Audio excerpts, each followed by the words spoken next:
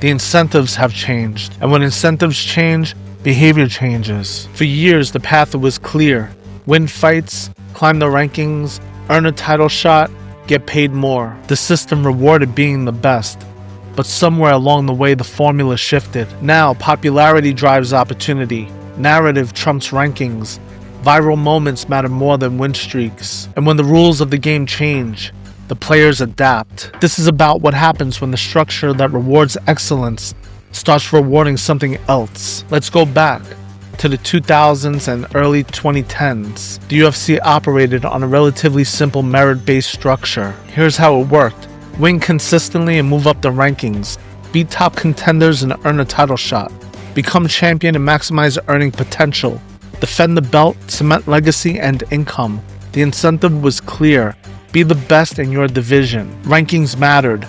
They weren't perfect, but they mattered. A 5-fight win streak against ranked opponents, you got a title shot. The system wasn't about who had the most Instagram followers or who talked the most trash at press conferences. It was about, can you beat the guy in front of you?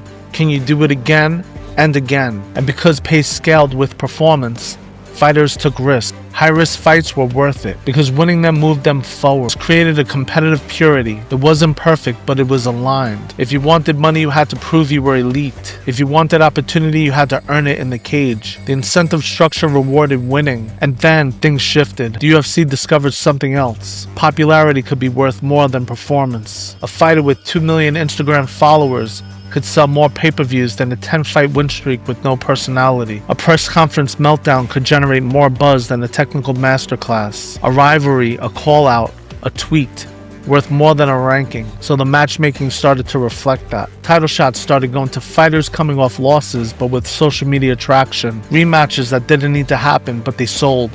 Short notice replacements who weren't ranked but were available and interesting. And here's the key. The UFC controls the narrative. They decide who gets the push. They decide who gets the marketing. They decide who gets featured on the poster. This isn't inherently bad. Combat sports have always been part sport and part entertainment. But it fundamentally changes the question a fighter has to ask themselves. What do I need to get paid? These are prize fighters. The old answer was win fights. The new answer is be valuable. And valuable is a much more complicated equation than winning. You can be valuable by winning spectacularly, losing spectacularly, talking really well, creating a lot of drama, having a compelling story, being in the right place at the right time. Winning is one path to value, but it's no longer the only path. And that changes everything. And here's where we need to talk about incentives. Because humans, including fighters, respond to incentives. Behavioral economics has a principle. Show me the incentive and I'll show you the outcome. So let's map the current incentive structure. Fighter profile, age 28, record 12-4, current ranking, number 11 in the division. Social media, 50,000 followers. Pay per fight, 50,000 to show, 50,000 to win. This fighter knows that the career window is short because the average UFC career is 3 to 5 years at peak level. Brain and body damage is cumulative. CTE doesn't care about highlights. Number 2, the path to the title is unclear. Even with a 5-fight win streak, no guarantee of a title shot if you're not marketable. Also, pay is flat. 50,000 to show, 50,000 to win. That's 100,000 for a win. Minus taxes, minus training camp costs, minus medical. Real take home maybe 40 to 50,000 per fight. 2 fights a year equals 80 to 100,000 annual income before long-term medical costs. One bad knockout can end everything. A viral knockout equals career damage and fewer opportunities with less pay. And here's the part that people don't talk enough about. The damage is permanent. You can't undo CTE. You can't undo joint damage. You can't undo the accumulated trauma of getting hit in the head for a living. So the fighter is making a calculation. How much permanent damage am I willing to take for an uncertain financial return? Now, what if there was another path? A path that offered higher financial returns, lower physical risk, faster timeline to get the payoff, less dependency on promotional favoritism, no Dana White privilege. What would a rational person do? Let's talk about the betting market. The global sports betting industry is worth over $200 billion annually. UFC fights are heavily bet on. It's a high-stakes game. For example, fighter A is negative 450. Fighter B, the underdog, is plus 350. If you bet $100 on the underdog, you win $350 if they pull the upset. Now here's where it gets interesting. Imagine you're a fighter on the early prelims. You know you're not getting a title shot. You're not getting a promotional push. You're making $50,000 to show and $50,000 to win, but you're a heavy favorite. The odds are 5-1 against your opponent. If you, or people close to you, bet on your opponent, a $10,000 bet returns $50,000. A $20,000 bet returns $100,000. That's more than you'd make winning the fight. And here's the key. You don't have to make it obvious. You fight defensively. Give away the first 2 rounds.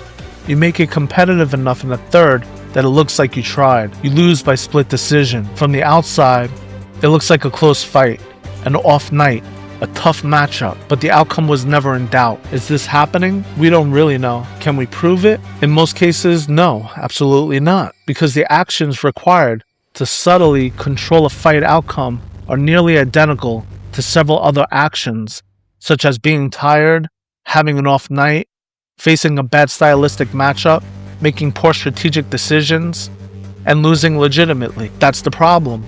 The behavior is ambiguous. You cannot point to a specific moment and say, that's where they threw the fight, look at that.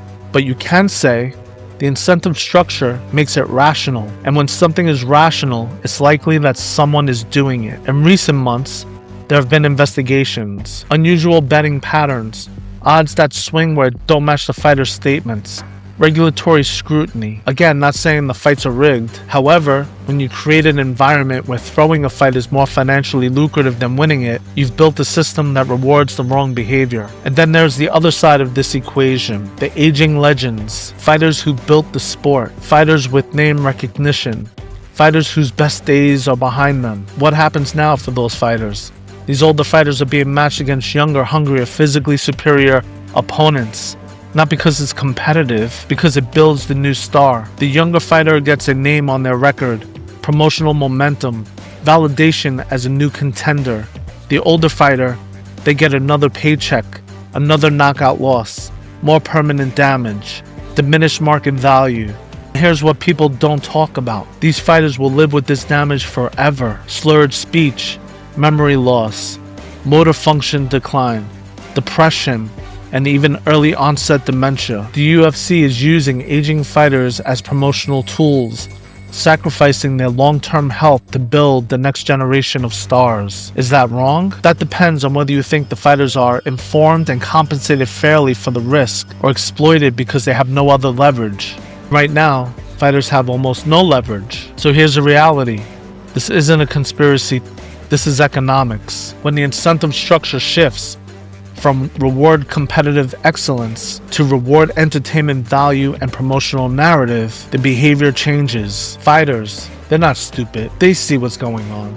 Title shots going to popular fighters over ranked fighters, aging legends being fed to prospects, pay staying flat while promotional revenue grows and grows, betting markets offering higher returns than fighter purses, long-term damage guaranteed, but long-term wealth uncertain. So they adjust. Some adjust by becoming better self-promoters. Some adjust by taking safer fights. Some adjust by retiring early. And maybe some adjust by finding alternative revenue streams. Again, I'm not saying that every questionable performance is rigged. However, the system is structured in a way that makes corruption tempting. And anytime you make corruption tempting, you increase the likelihood of it happening. As they say, show me the incentive, and I'll show you the outcome. The real problem is the structure rewards the wrong things. So what's the solution? 1. Transparent rankings. Make matchmaking criteria clear. If title shots are based on popularity, say so. If they're based on ranking, then enforce it. Better fighter compensation. If fighters are earning enough that one fight purse is worth more than a betting scheme, the temptation drops. 3. Long-term health guarantees. CTE is real. Joint damage is real. If fighters know they'll be taken care of after their career, they're less desperate for alternative income. 4. Betting oversight. Scrutiny on unusual betting patterns, regulatory enforcement, transparent investigations. Because here's the truth. Fighters are not the problem.